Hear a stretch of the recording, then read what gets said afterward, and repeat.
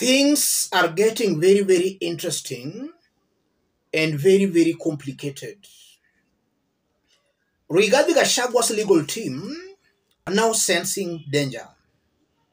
They have written to Martha Koome and to the Deputy Registrar of the High Court demanding some answers.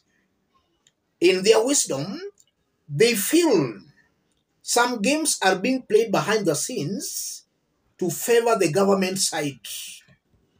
So they are demanding some answers from Martha Koome and from the Deputy Registrar of the High Court.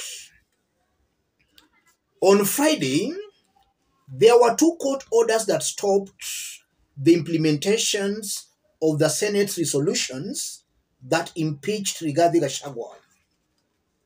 That was on Friday. The first court order came from Milimani High Court, delivered by Judge Chacha Mwita. And Mwita, in his ruling, stated that both parties, the petitioner in this case, Rigathi Gachagua and his team, and the respondents, the Kindikis team and the National Assembly, were to appear before a bench that was to be constituted by the Chief Justice on 24th this week, that's Thursday. That's what Chacha Mwita ruled. And then the Kerugoya court also stopped the implementation. On Saturday, a 3-judge bench that had been appointed earlier by Martha Koome met and somehow reviewed all that. Instead of the parties appearing on 24th, he directed that the parties appear before it on 22nd. That's tomorrow. And Rigathi's team have an issue with that. They are questioning why it has been brought to 22nd instead of 24th. And who gave that order? Because as far as they're concerned, Martha Koome was unavailable, maybe not even in the country. So they have got some serious issues with that.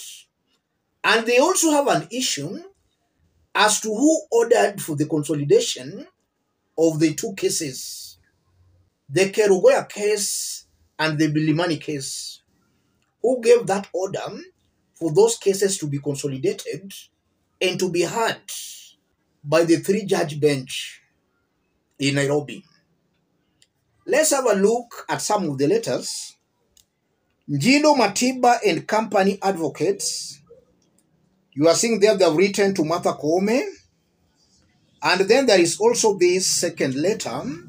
The Deputy Registrar High Court of Kenya at Nairobi Constitutional and Human Rights Division, High Court Constitutional Petition Number, His Excellency Rigathi Gachagua versus the Speaker of the National Assembly, Speaker of the Senate, and the Attorney General. We act for His Excellency Rigathi Gachagua, the Deputy President of the Republic of Kenya, who is the petitioner in this matter. Our instructions are to write to you and address you as here under, number 1, upon filing petition on 18th October 2024, the file was placed before Justice Chacha Mwita, who then issued a conservatory order staying implementation of the resolution passed by the Senate, removing our client from office by way of impeachment. The judge further directed that the file be placed before the Honorable Chief Justice to constitute a bench of an even number of judges to hear the petition. The judge further directed that the matter be mentioned before the said bench on 24th October 2024. So Mwita ruled that both parties were to appear before a bench that was to be appointed by Martha Koome on 24th.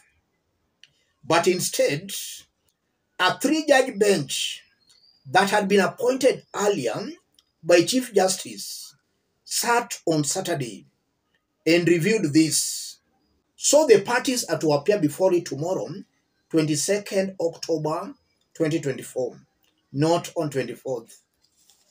And then they also go ahead to say this: we have instructions from our client that one Honorable Oscar Sudi, Member of Parliament for Kapsaret constituency, who is a close associate of the President and a prime mover of the impeachment motion, has been quoted in the media stating that Professor Kithure Kindiki will be sworn in as the Deputy President of the Republic of Kenya at 10 a.m.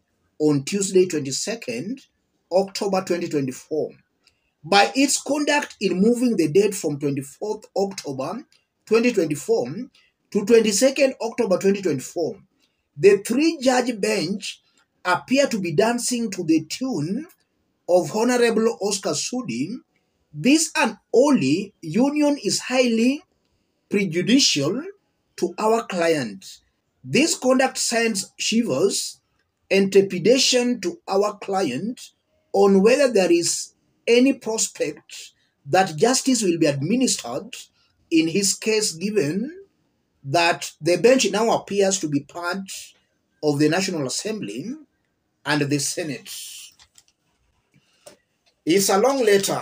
If you go through that whole letter, they are even now threatening to move to the Judicial Service Commission.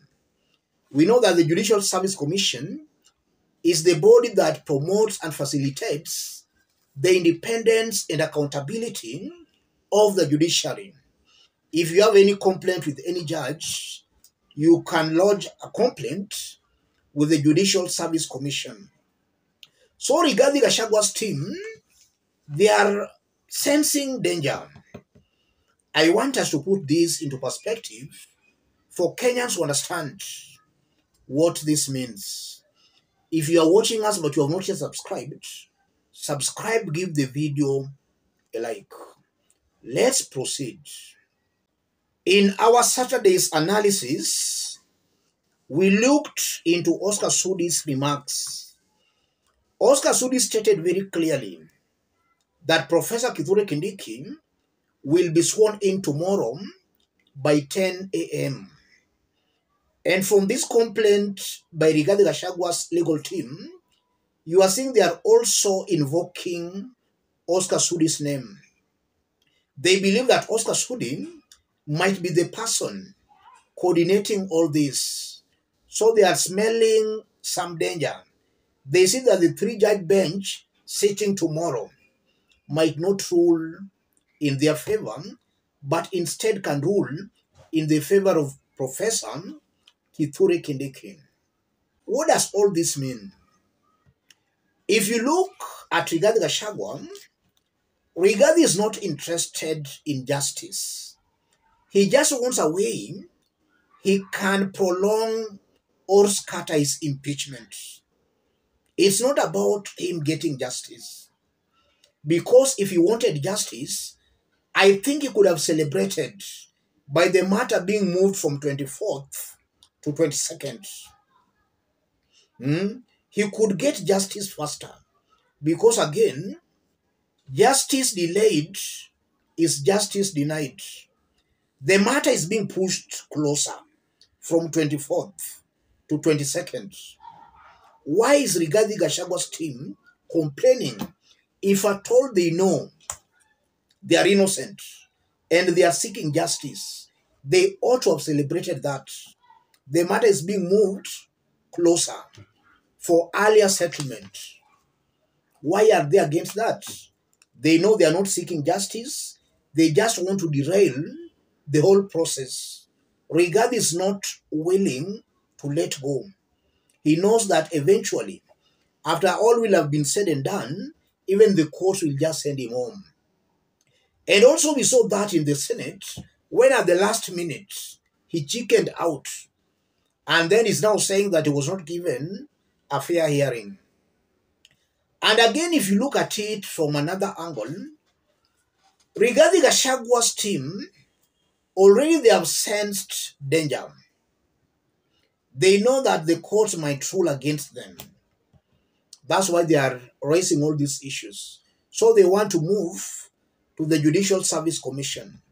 I've always maintained here that the lawyers are just eating Rigathi Gachagwa's money. Rigathi will not win this war.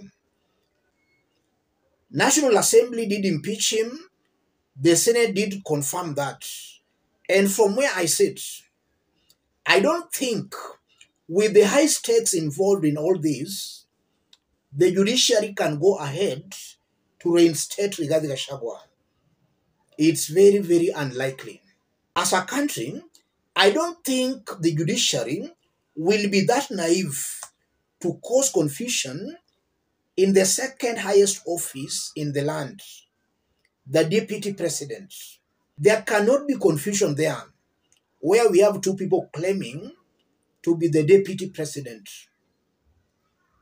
They can't do that. This is why I believe Rigathi has sensed all that, so he's just trying to hang on to any available straw. He knows he will not win this. Let me stop it there for now. If you are watching us but you have not yet subscribed, subscribe, give the video a like. Let's meet in our next analysis. Thank you. God bless you. God bless Kenya.